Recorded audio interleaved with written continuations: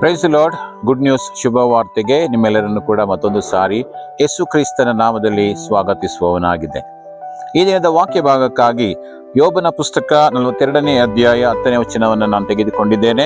ಈ ವಾಕ್ಯವು ಈ ರೀತಿಯಾಗಿ ಹೇಳ್ತದೆ: ಯೋಬನು ತನ್ನ ಸ್ನೇಹಿತರಿಗೋಸ್ಕರವಾಗಿ ಪ್ರಾರ್ಥಿಸಿದ ಬಳಿಕ ಯೆಹೋವನು ಅವನ ದುಸ್ಥಿತಿಯನ್ನು ಹೋಗಲಾಡಿಸಿ ಅವನ ಸೊತ್ತನ್ನು ಮೊದಲಿಗಿಂತ 2ರಷ್ಟಾಗಿ ಹೆಚ್ಚಿಸಿದನು ಎಂಬುದಾಗಿ. ಪ್ರಿಯರೇ, ಈ ವಾಕ್ಯದ ಸಾರಾಂಶವನ್ನು ನಾವು ನೋಡುವಾಗ, ಯೋಬನು ನೀತಿವಂತನಾಗಿದ್ದನು, ತಪ್ಪಿಲ್ಲದವನಾಗಿದ್ದನು, ದೇವರ ಜೊತೆಯಲ್ಲಿ ಅನ್ಯೋನ್ಯವಾಗಿ ನಡೆದುಕೊಳ್ಳುತ್ತಿದ್ದನು. ಆದರೆ ಸೈತಾನನಿಂದ ಶೋಧಿಸಲ್ಪಟ್ಟು ಆತನು ಕೆಟ್ಟದಕ್ಕೆ ಹೋದಾಗ, ಕಷ್ಟಗಳಿಗೆ ಹೋದಾಗ ದೇವರನ್ನು ದೂಷಿಸದೆ ಆತನು ನಂಬಿಗಸ್ತನಾಗಿದ್ದನು ಎಂಬುದಾಗಿ ನಾವು ನೋಡ್ತೇವೆ. ಆತನ ಸ್ನೇಹಿತರು ಆತನನ್ನು ತಿರಸ್ಕರಿಸಿದರು, ಆತನ ಹೆಂಡತಿ ಆತನನ್ನು ತಿರಸ್ಕರಿಸಿದರು.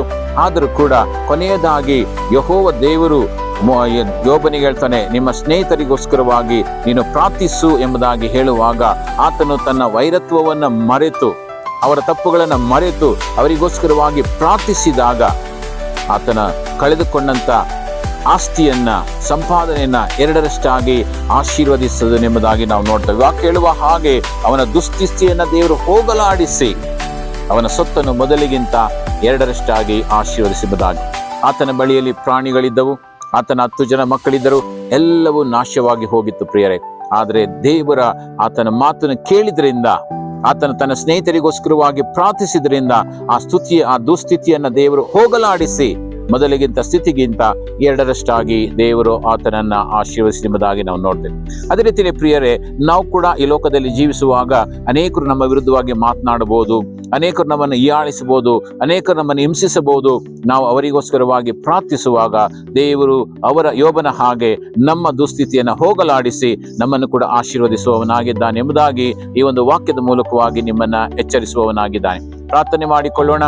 ತಂದೆಯಾದ ದೇವರೇ, ಈ ವಾಕ್ಯವನ್ನು ಕೇಳ್ತಿರ್ತಕ್ಕಂಥ ಎಲ್ಲಾ ನಿನ್ನ ಮಕ್ಕಳನ್ನ ಆಶೀರ್ವದಿಸು.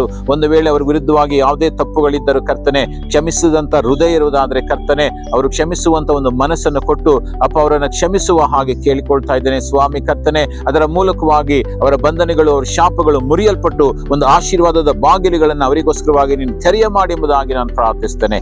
ಹಾಗೆ ನೀನು ಮಾಡುವುದಕ್ಕಾಗಿ ಸ್ತೋತ್ರ, ನೀನು ಮಹಿಮೆ ಹೊಂದಿಕೋ. ಯೇಸು ನಾಮದಲ್ಲಿ ಪ್ರಾರ್ಥಿಸ್ತೇವೆ ತಂದೆಯಾದ ದೇವರೇ. God bless you. Praise the lord.